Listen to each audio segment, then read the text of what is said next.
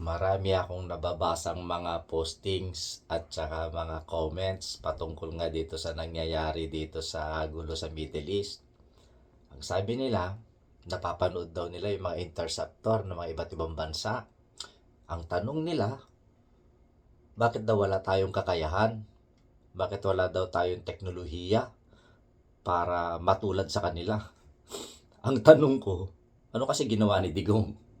Bakit hindi niya inumpisahan? Teka, maalala ko, 'di ba nag-deposit si Digong ng 2 billion para makabili tayo ng mga helicopter sa Russia? Nasaan na yung mga helicopter natin? Dito na lang. Nasaan na yung 2 billion nating deposito? Wala. Pero tikom ang bibig nila, mga DDS. Okay. Una-una, hindi alam ni BBM kung kailan gigirahin o babanatan ng US at saka Israel ang Iran. Walang nakapaghanda.